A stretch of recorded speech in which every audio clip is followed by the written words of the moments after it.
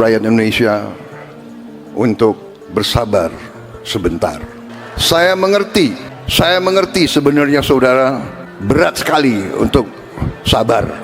Baru bekerja 2 bulan 8 hari, Prabowo minta rakyat Indonesia sabar.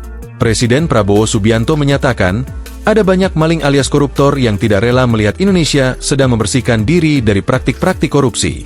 Menurut Prabowo, hal itu merupakan salah satu tantangan yang dihadapi Indonesia dalam memberantas korupsi.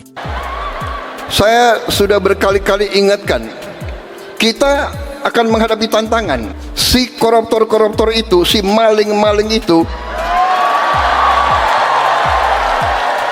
tidak rela melihat ada pemerintah Indonesia yang ingin membenahi diri, ingin membersihkan diri. Kata Prabowo dalam acara puncak perayaan Natal Nasional di Indonesia Arena,